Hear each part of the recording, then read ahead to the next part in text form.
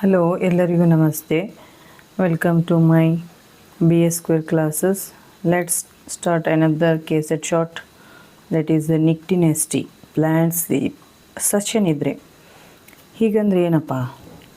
Plant sleep ನೋಡಿದ ತಕ್ಷಣ ಮಲಗುವುದು. S, ನಾವು ಯಾವ ರೀತಿ ಮನುಷ್ಯರು ರಾತ್ರಿ ಬೆಳಗ್ಗೆ ಆದ ತಕ್ಷಣ ಎದ್ದೇಳ್ತೀವಿ, ರಾತ್ರಿ ಮಲಗ್ತೀವಲ್ಲ, ಅದೇ ರೀತಿ ಸಸ್ಯಗಳು ಸಹ ಮಲಗೋದು ಹೇಳೋದು ಮಾಡ್ತಾವೆ. ಹೌದು, ಮೇನ್ಲಿ ಏನಪ್ಪ ಅಂತಂದರೆ ಸಸ್ಯದ ಎಲೆ ಮತ್ತು ಹೂಗಳು ಈ ಒಂದು ನಿಕ್ಟಿನೆಸ್ಟಿ ಒಂದು ಪ್ರೊಸೆಸನ್ನು ತೋರಿಸ್ತವೆ.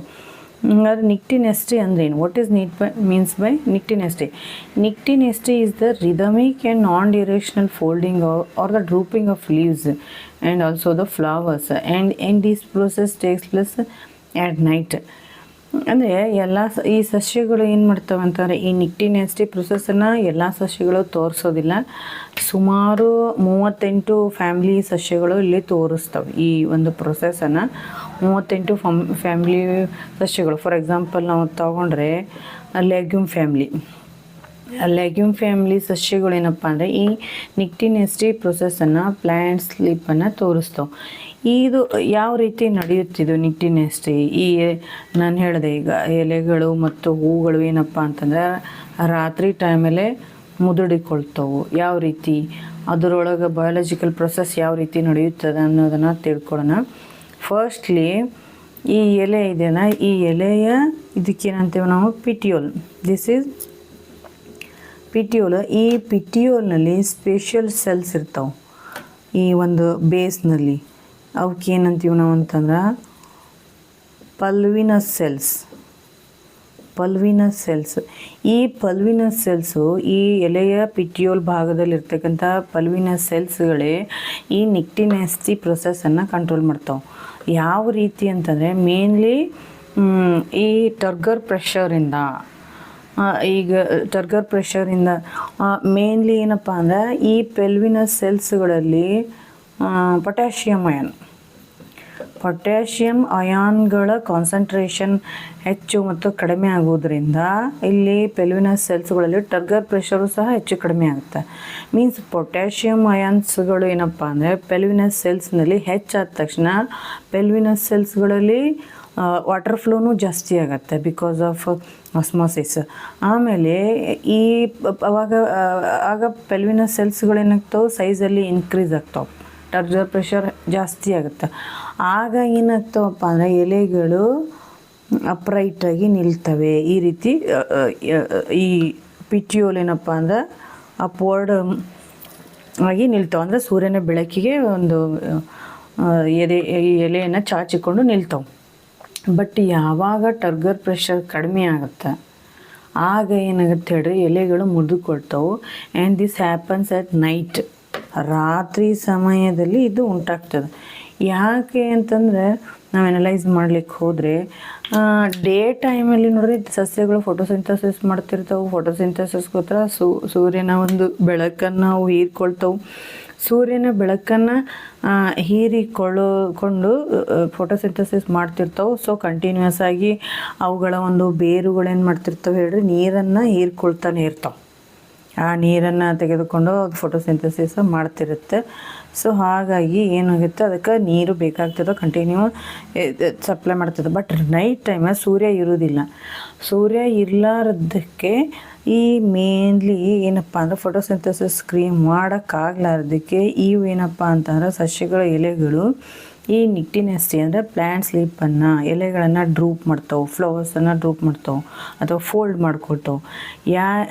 ಅಂದರೆ ಮೇನ್ಲಿ ಯಾವ್ಯಾವುದಕ್ಕೋಸ್ಕರ ಈ ಒಂದು ಕ್ರಿಯೇನ್ ಮಾಡ್ಕೊಳ್ತಾವೆ ಅನ್ನೋದನ್ನು ಗೊತ್ತಾಗ್ಬಿಟ್ರೆ ನಿಮಗೆ ಇದ್ರ ಪ್ರೊಸೆಸ್ ನಿಮಗೆ ನೆನಪಿರುತ್ತೆ.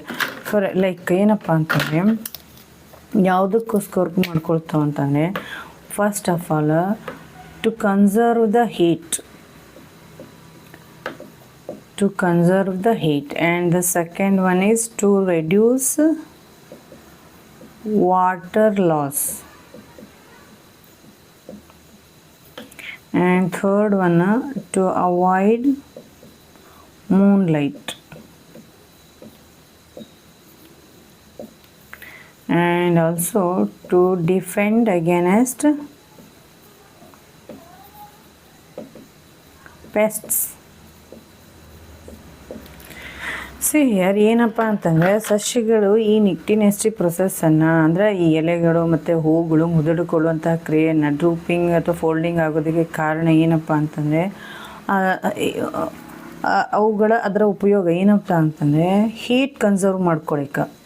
ಲೈಕ್ ಡೇ ಟೈಮಲ್ಲಿ ಸೂರ್ಯ ಇರ್ತಾನೆ, ಅದಕ್ಕೆ ಸೂರ್ಯನ ಬಿಸಿಲು ಸಿಗ್ತಾ ಇರುತ್ತೆ, ಅದಕ್ಕೆ ಬೇಕಾಗ್ತಕ್ಕಂಥ ಹೀಟು ಅದು ಸಸ್ಯದ ಬಾಡಿಗೆ ಇರ್ತದೆ. ಬಟ್ ನೈಟ್ ಟೈಮಲ್ಲಿ ಸೂರ್ಯ ಇಲ್ಲದೇ ಇರೋದಕ್ಕೆ ಕಾರಣಕ್ಕಾಗಿ ಅದು ಅದರ ಬಾಡಿಯನ್ನು ಎಷ್ಟು ಬೇಕೋ ಅಷ್ಟು ಹೀಟನ್ನು ಇಟ್ಕೊಳ್ಳಿಕ್ಕೆ ಕನ್ಸರ್ವ್ ಮಾಡಿ ಇಟ್ಕೊಳ್ಳೋಕ್ಕೋಸ್ಕರ ನಿಕ್ಟಿನೆಸ್ಟಿ ಪ್ರೊಸೆಸ್ಸನ್ನು ಇದು ಮಾಡುತ್ತೆ. ಮೀನ್ಸ್ ಏನಪ್ಪ ಅಂತಂದರೆ ಇಲ್ಲಿ ನೀರು ಇಲ್ಲಿ ಎಲೆಗಳು ಡ್ರೂಪ್ ಆಗೋದ್ರಿಂದ ಏನಾಗಲ್ಲ, ನಮಗೆ ವಾಟರ್ ಸಪ್ಲೈ ಸರಿಯಾಗಿ ಆಗೋದಿಲ್ಲ.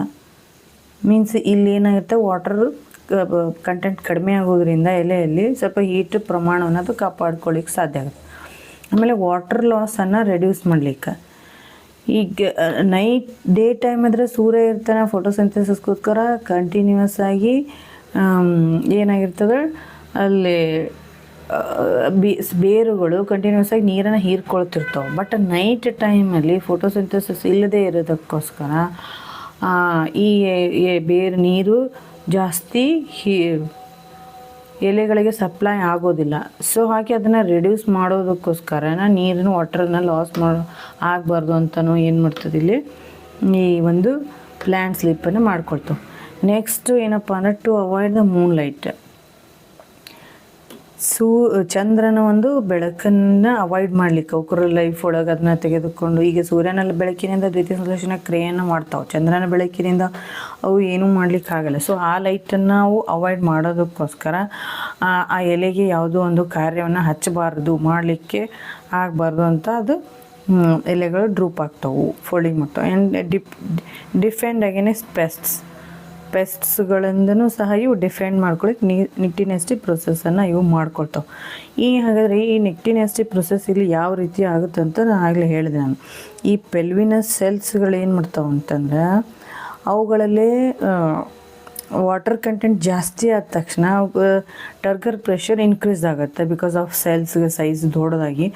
ಆಗ ಅಪ್ವರ್ಡ್ ತಾನಾಗಿಯೇ ಈ ಪಿಟಿಯೂಲ್ ಏನಿತ್ತಲ್ಲ ನೇರವಾಗಿ ಅಪ್ವರ್ಡಾಗಿ ನಿಲ್ಲುತ್ತೆ.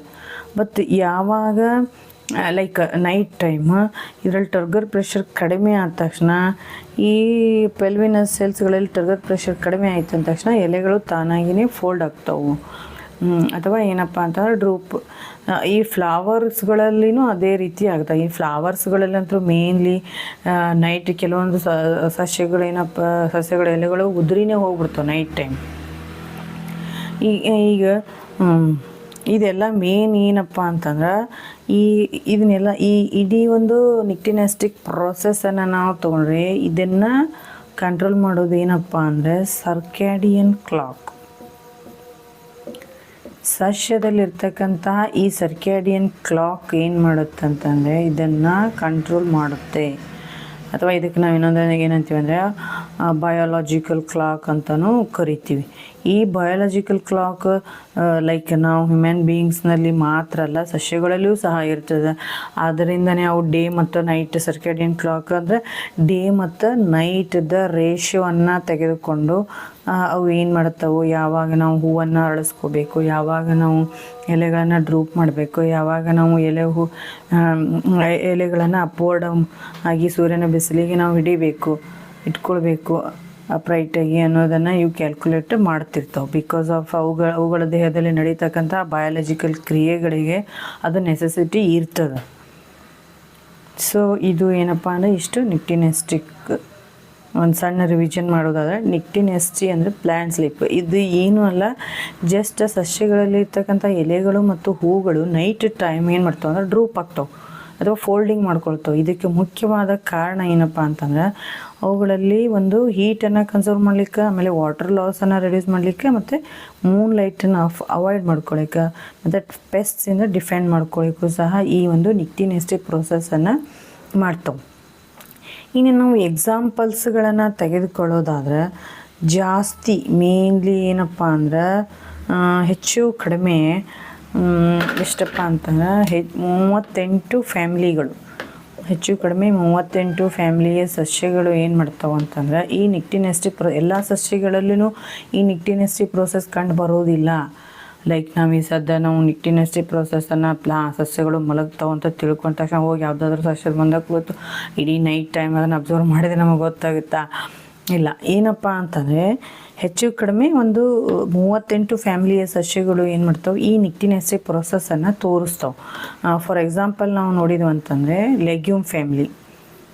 ಈ ಲೆಗ್ಯೂಮ್ ಫ್ಯಾಮ್ಲಿಯು ಏನು ಮಾಡ್ತಾವಪ್ಪ ಅಂದ್ರೆ ಲೈಕ್ ಬೀನ್ಸ್ ಆಗಿರ್ಬೋದು ಅಥವಾ ಪೀಸ್ ಆಗಿರ್ಬೋದು, ಆಮೇಲೆ ಕ್ಲೋವ್ಸ್ ಆಗಿರ್ಬೋದು. ಇವು ಏನು ಮಾಡ್ತಾವೆ ಬೀನ್ಸ್ ಇವೆಲ್ಲ ತಮ್ಮ ಎಲೆಗಳನ್ನು ನೈಟ್ ಟೈಮ್ ಫೋಲ್ಡ್ ಮಾಡ್ಕೊಳ್ತಾವೆ.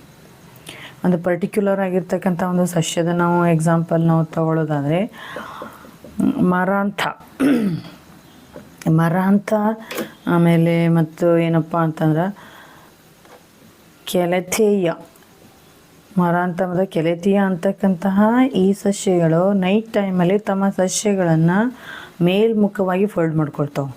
ಈ ರೀತಿಯಾಗಿ ಕೆಲವೊಂದು ಸಸ್ಯಗಳು ಕೆಳಮುಖವಾಗಿ ಫೋಲ್ಡ್ ಮಾಡಿದೆ, ಕೆಲವೊಂದು ಸಸ್ಯಗಳು ಮೇಲ್ಮುಖವಾಗಿ ಈ ರೀತಿ ಮೇಲ್ಮುಖವಾಗಿ ಫೋಲ್ಡ್ ಮಾಡ್ಕೊತಾವೆ. ಈ ಮರಾಂಥ ಮತ್ತು ಕೆಲೆಥೆ ಅಂತಕ್ಕಂತಹ ಸಸ್ಯಗಳ ಎಲೆಗಳು ಅಪ್ವರ್ಡ್ ಆಗಿ ಫೋಲ್ಡ್ ಆಗ್ತಾವೆ. And this is all about nyctinasty. I hope ಎಲ್ಲರಿಗೂ ಅರ್ಥ ಆಯ್ತು ಅಂದ್ಕೊಳ್ತೀನಿ. ಇನ್ನೊಂದು ಹೇಳ್ತೀನಿ ಇಲ್ಲಿ ಏನಪ್ಪ ಅಂತಂದರೆ ಲಾಸ್ಟ್ ಇಯರ್ KSET ಕ್ವಶನ್ ಪೇಪರಲ್ಲಿ ಬಂದಿತ್ತು. ಏನಪ್ಪ ಅಂದರೆ ಮಿಮೋಸಾ ಪುಡಿಕಾ ಪ್ಲ್ಯಾಂಟ್ ಇದು ಏನಪ್ಪ ನಿಕ್ಟಿನೆಸ್ಟಿ ಪ್ರೋಸೆಸ್ಸನ್ನು ಮಾಡುತ್ತೆ. ಯಾವುದಕ್ಕೋಸ್ಕರ? ಯಾವ ಸಸ್ಯ ಅಂತಂದರೆ ಮಿಮೋಸಾ ಪುಡಿಕಾ ಪ್ಲ್ಯಾಂಟು ಏನಿದೆ ಅಂತಂದರೆ ಇದು ನಿಕ್ಟಿನೆಸ್ಟಿ ಪ್ರೋಸೆಸ್ಸನ್ನು ಮೇನ್ಲಿ ಡಿಫೆನ್ಸ್ ಸಿಸ್ಟಮ್ಗೋಸ್ಕರ, ಅಂದರೆ ತನ್ನನ್ನು ತಾನು ಡಿಫೆನ್ಸ್ ಮೆಕ್ಯಾನಿಸಮ್ ಆಗಿ ಈ ನಿಕ್ಟಿನೆಸ್ಟಿ ಪ್ರೋಸೆಸ್ಸನ್ನು ಅದು ಯೂಸ್ ಮಾಡ್ಕೊಳ್ತದೆ. ಅಂತಂದರೆ ಈಗ ನಾವು ನೋಡಿರಿ ನೀವು ಮಿಮೋಸಾ ಪುಡಿಕಾ ಅಂದರೆ ಏನಂತಾರೆ ಮುಟ್ಟಿದರೆ ಮುನಿ ಸಸ್ಯ. ಈ ಮುಟ್ಟಿದರೆ ಮುನಿ ಸಸ್ಯವನ್ನು ನಾವು ಮುಟ್ಟಿದ ತಕ್ಷಣ ಅದರ ಎಲೆಗಳು ಮುದುಡ್ಕೊಳ್ತಾವೆ. ಆಮೇಲೆ ಸ್ವಲ್ಪ ಸಮಯದ ನಂತರ ತಾನಾಗಿಯೇ ಮೊದಲನೇ ಸ್ಥಿತಿಗೆ ಬರ್ತಾವೆ. ಇಲ್ಲಿ ಈ ನಿಕ್ಟಿನೆಸ್ಟಿ ಪ್ರೋಸೆಸ್ಸನ್ನೇ ಈ ಮಿಮೋಸಾ ಪುಡಿಕಾಗಳು ಯೂಸ್ ಮಾಡಿಕೊಂಡು ಯಾವುದಕ್ಕೋಸ್ಕರ ಯೂಸ್ ಮಾಡ್ಕೊತಾವೆ ಮೇನ್ಲಿ ಅಂತಂದರೆ ಡಿಫೆನ್ಸ್ ಆಗಿ. ಯಾಕಂತಂದರೆ ನಾನು ಇಲ್ಲಿವರೆಗೂ ಏನು ಹೇಳಿದೆ, ನಿಕ್ಟಿನೆಸ್ಟಿ ಪ್ರೋಸೆಸ್ಸು ನೈಟ್ ಟೈಮ್ ನಡೆಯುತ್ತೆ ಹೆಚ್ಚು ಕಡಿಮೆ ಅಂತ ಹೇಳಿದೆ. ಬಟ್ ಈ ಮಿಮೋಸಾ ಪುಡಿಕಾಗಳು ಡೇ ಟೈಮ್ ಆಗಲಿ ನೈಟ್ ಟೈಮ್ ಆಗಲಿ ಇವೇನು ಮಾಡ್ತಾವೆ ನಿಕ್ಟಿನೆಸ್ಟಿ ಪ್ರೋಸೆಸ್ಸನ್ನು ತೋರಿಸ್ತಾವೆ. ಇದಕ್ಕೆ ಮೇನ್ಲಿ ಏನಪ್ಪ ಅಂದರೆ ಈ ನಿಕ್ಟಿನೆಸ್ಟಿ ಪ್ರೋಸೆಸ್ಸನ್ನು ಮಿಮೋಸಾ ಪುಡಿಕಾಗಳು ಡಿಫೆನ್ಸ್ ಮೆಕ್ಯಾನಿಸಮ್ ಆಗಿ ಯೂಸ್ ಮಾಡ್ತಾವೆ. For defence mechanism these plants use the nyctinasty process. Okay, I hope all of you got this. Thank you. Namaste.